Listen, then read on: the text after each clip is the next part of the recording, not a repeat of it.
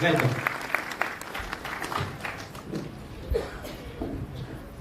कैसे हैं आप सभी? बहुत देर से चुप बैठे हैं ना, ऐसा लग रहा है। कैसे हैं आप सब लोग? तो जोर से बोलिए ना, ताकि इतने देर से बात करने का भी मन होगा तो निकल जाना चाहिए। एकदम अच्छे। Thank you. मैं एक्चुअली यहाँ पे आयोजक गण जो थे उन्होंने हमें कुछ टॉपिक्स दिया हुआ था जिसके अनुसार बोलना है, लेकिन मुझे ना जब फुटबॉल अपने ही कोर्ट में होती है तो ही खेलने में मजा आता है, वरना मैं ऐसे नहीं खेलती। हाँ, जब यूपीएससी की तैयारी वगैरह कर रहे होते थे तो जरूर ऐसे लिखना था, कुछ लिखना था, तो जो वो बोल रहा है वही लिखना था, वरना तो आज जहाँ है वो बन नहीं पाते। परंतु मैं आपसे अनुमति लेकर थोड़ा फ्री स्टाइल बोलना चाहूँगी, और उससे और ज़्यादा फ्री स्टाइल ये बोलना चाहूँगी कि यदि आप में से कोई प्रश्न करना चाहते हैं, हमारे समक्ष इतनी दीदी बैठी है, माएँ बैठी हैं, या हमारे भाई बंधु जो भी बैठे हैं, अगर आप कुछ प्रश्न करना चाहते होंगे तो मेरे लिए और आसान हो जाएगा उस टॉपिक पे बोलना। तो कृपया अगर वैसा फॉर्मेट हम चाहें, आपके मन में कोई प्रश्न हो तो आप ज़रूर पूछिएगा। लेकिन पहले मेरा प्रश्न, पीछे जो बैठे वो कौन लोग हैं? जो ऊपर पीछे बैठा है वो कौन सा गण है? अच्छा, नहीं, इतने अच्छे से ताली बजाए थे, मुझे तब से उत्सुकता थी जानने के लिए कि भाई आप लोग हैं कौन। Thank you. आज मुझे ऐसा लगता है कि हाँ, ये उदाहरण है। हाँ, भारत में काफी विरोधाभास देखे जाते हैं, जैसे अभी भैया कह रहे थे कि आज तक अमेरिका में राष्ट्रपति नहीं बन पाया महिला, लेकिन हम जिस देश से बिलोंग करते हैं, हम जहाँ से हैं, हमारे पास महिला प्रधानमंत्री रही है, हमारे पास महिला राष्ट्रपति है।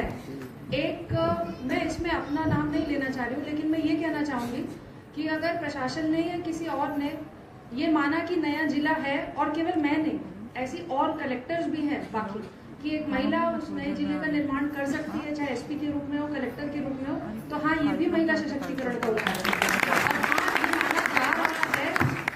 महिलाएं स्वावलंबन की ओर बढ़ रही हैं। मेरे इतने सारे इंस्पेक्टर्स हैं, कल ही मैं बताना चाहूँगी, आपके सामने सतीश बैठे हुए हैं। आप लोग सब व्हाट्सएप में स्टेटस लगाते हैं, मैं भी उसका स्टेटस देख रही थी, अपनी बेटी के साथ डांस कर रहा था।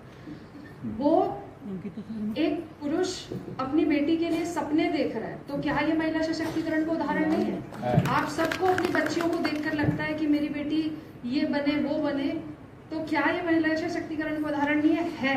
परंतु एक बात है, लेकिन एक पिता सोचता है कि मेरी बेटी ये बने, लेकिन एक पति नहीं सोच पाता। प्रॉब्लम यही है।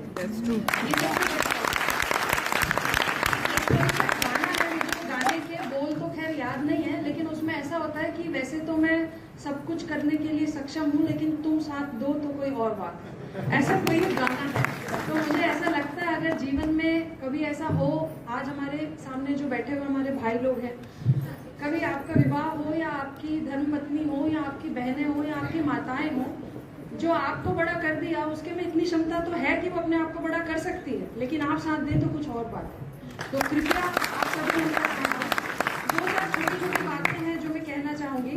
मैं 2-4 दिन पहले ग्वालमुंडी, एक बहुत ही दूरस्थ स्थल है हमारे यहाँ का, एक ट्राइबल एरिया है, बैगा जनजाति वहाँ पे रहती है, वो सालेवारा थाने में आता है। सालेवारा थाने से कुछ 25 किलोमीटर होगा, मध्य प्रदेश से मात्र 1 किलोमीटर है। मैं वहाँ पर गई, हमारा एक कम्युनिटी पुलिसिंग के तहत एक कार्यक्रम का आयोजन हुआ था, और उसमें थी, मैं जब हम वहाँ पे भोजन कर रहे थे तो एक बच्ची मेरे पास आई और वो चुपके से मुझे बोली, मैम मुझे आपसे कुछ बात करनी है। मैंने बोला हाँ बताइए।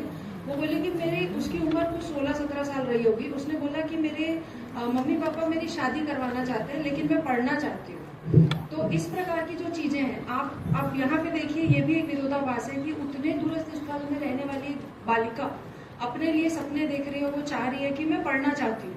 तो हाँ, अगर हमने उसको सपने देखने पे मजबूर किया और हमने ये वातावरण बनाया कि आप सपने देख सकती हैं और अपने सपनों को पूरा कर सकती हैं, तो कहीं ना कहीं हम आगे बढ़ रहे हैं, और हम वाकई आगे बढ़ रहे हैं। लेकिन हमें साथ साथ उनके जो माता पिता है, सभी को ये समझाना होगा कि आपकी बेटी भी आपके सपने पूरे कर सकती है।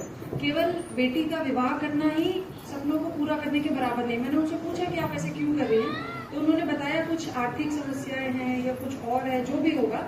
लेकिन फिर बाद में उन्हें कन्विंस किया गया कि उसके जो भी खर्चा होगा, क्योंकि बहुत ही सामान्य खर्चा अगर आप प्राइवेट करें या कुछ और करें, तो वो पुलिस प्रशासन द्वारा उठाया जाएगा, लेकिन आप अपनी बच्ची को पढ़ाएं।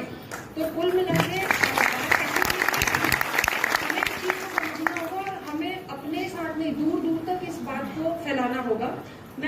ऐसे एक दो और छोटे उदाहरण देना चाहती हूँ।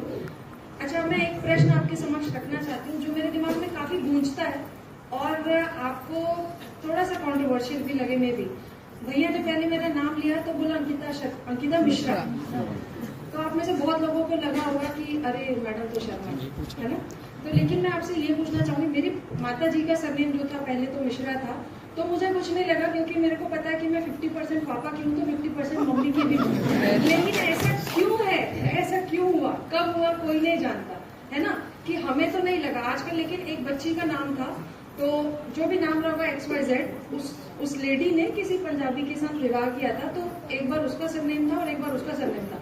मुझे बहुत अच्छा लगा वो पैटर्न कि कम से कम कहीं ना कहीं, पर मुझे उससे ज्यादा ये लगा कि उस महिला ने अपने अधिकार के लिए कहीं ना कहीं लड़ाई की होगी पक्का, कि मतलब मेरा नाम भी मेरी बेटी के नाम में जोड़ा जाए। मैं ये नहीं कह रही हूँ हम ऐसा करें, ऐसा नहीं है, परंतु ये सिर्फ एक सोच की बात है कि सिर्फ एक थॉट दे रही हूँ मैं आपको, आपके लिए सोचने के लिए कि क्या ये सब भी पितृसत्तात्मक सोसाइटी का पार्ट नहीं है कि हम अपने नाम में और अपने सब कुछ में, जबकि हमें पता है कि हमारा हिस्सा आधा माँ का है और आधा पिता का है, तो पर भी हम ऐसा करते हैं। तो सिर्फ आप इस बारे में सोचिएगा। और लोग कहते हैं ना कि हमें अधिकार दिया जाए, तो मैं आपसे पूछना चाहती हूँ, आप उनको अधिकार देने वाले कौन होते हैं? मतलब कई बार मैंने ऐसा सुना है कि पति जो है वो बोलता है कि मैंने इसको पढ़ने दिया, तो आप कौन होते उसको पढ़ने देने वाले? उसके माता पिता उसको बचपन से पढ़ा रहे, वो बचपन से पढ़ रही है। और आज की डेट में भी ये बात बहुत जरूरी है। आप जितने लोग हमारे समझ बैठे हुए, मैं हाथ जोड़ के आपसे निवेदन करना चाहती हूँ, आप अपनी बेटियों को पढ़ा रहे हैं, अब बाद में ये मत बोलिएगा कि वो कमजोर हो जाए, वो झुक जाए। अरे भाई, इतना पढ़ेगी, आज की डेट में वो कोविड में जाती है, कॉमन एजुकेशन है, लड़के भी हैं वहाँ पे, लड़कियां भी है। अक्सर क्लास में लड़कियां टॉप कर देती है, लड़के नहीं कर पाते। अब बाद में उस लड़की को बोलेंगे अरे थोड़ा सा झुक जाना यार, वो बच्ची तो पहले ही फर्स्ट आती रही है, अब आप अननेसेसरी उसको इस प्रकार की चीजें लाएंगे उसके मन में। तो वहीं पे ही आज की डेट में हमको सोसाइटी में जो कॉन्फ्लिक्ट दिख रहा है, जो लड़ाई हम जो देख रहे हैं, वो कहीं ना कहीं इस बात की कि हम बच्चियां पढ़ ले रही हैं, फिर अपने अधिकारों को जानने भी लग गई, जिस प्रकार से सर कह रहे थे, अपने अधिकारों को जानने भी लग गई है। फिर उसके बाद आप कहेंगे कि इसको थोड़ा सा छोड़ दीजिए, अपने अधिकार को छोड़ दीजिए, तो कहीं ना कहीं वो चीज हो नहीं पाती। तो आप सभी जितने पिता हैं, मैं आपसे निवेदन करना चाहूंगी कि अपनी बेटियों को इतना स्ट्रांग बनाइए कि कहीं पर भी, और हमेशा उसका साथ दीजिए। कई बार हम थोड़े से कमजोर हो जाते हैं, जब उसकी शादी हो जाती तो पिता अक्सर जो पहले दहाड़ता रहता था वो कमजोर हो जाता है। बहुत अच्छे अच्छे उदाहरण ऐसे मैंने स्वयं देखे। तो कृपया आप अपने आप को स्ट्रांग ही रखिए। और जितने यहाँ पे पुरुष हैं और बाकी, मैं आपसे कहना चाहूंगी कि जो बच्चियां आज आपके समक्ष बैठी हैं, ऐसी ही कोई आपकी वाइफ होगी जो आने वाले समय में कहीं पढ़ के आ रही है, आप उसको दबाने का प्रयास न करें। आप अगर साथ चल के आगे बढ़ेंगे तो सफर आपके लिए भी बहुत आसान होगा और उनके लिए भी बहुत आसान होगा।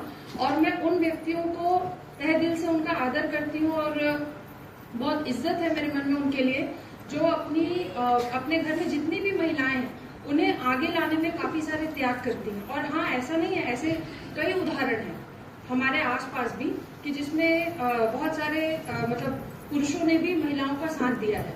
मैं ये कहना चाहूंगी कि क्या हमने कभी सोचा है, हम बोलते हैं कि हमारी स्थिति इतनी कमजोर हो गई है, लेकिन भारत वही देश है जहाँ सिर्फ एक मात्र देश होगा जहाँ माँ की पूजा होती है, जहाँ हम दुर्गा माता की पूजा करते हैं। तो क्या शिव ने शक्ति का साथ नहीं दिया होता तो शायद शक्ति भी उतनी स्ट्रांग नहीं होती। और ये मैंने पढ़ा था कहीं पे कि माँ को जो अंदरूनी विद्या जो दुर्गा माता को या पार्वती मैया को जो बाद में मिली है, वो सारी चीजें शिव जी ने ही सिखाई है। तो आज की डेट में अगर शक्ति भी स्ट्रांग है तो वो शिव की वजह से है, और शिव भी स्ट्रांग है तो शक्ति की वजह से। तो कृपया इस चीज को सभी महसूस करें और इस पे आगे बढ़ें। और मुझे यही कहना है कि हमारा देश ऐसा नहीं है कि शुरू से ऐसा रहा है, क्योंकि अगर आप हिस्ट्री पढ़ेंगे और आप में से अगर कोई हिस्ट्री का जानकार हो तो ऋग्वेद टाइम पे भी, जैसा कोई कह रहा था, गार्गी एवं अन्य महिलाएं उस सभागार में उपस्थित होती थी। और हम तो ये भी कह रहे हैं कि माइथोलॉजिकली ही, मतलब पौराणिक तरीके से भी हम दुर्गा माता की प्रार्थना करते हैं, उन्हें देवी के रूप में स्वीकार करते हैं, वो भी तो एक माँ है।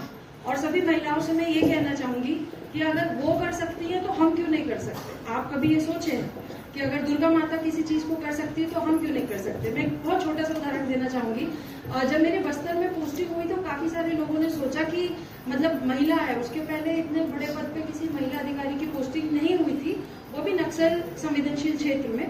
तो उन्होंने बोला, तो मैंने अपने दिमाग में सिर्फ दुर्गा माता की ही कल्पना की थी, जो आज मैं आप सबके समक्ष रख रही हूँ कि अगर वो एक योद्धा भी हैं, वो एक स्त्री भी हैं, वो एक बेटी भी हैं, वो एक पत्नी भी है, सब कुछ है, तो अगर माँ इतने असुरों का संहार कर सकती है तो हम क्यों नहीं कर सकते।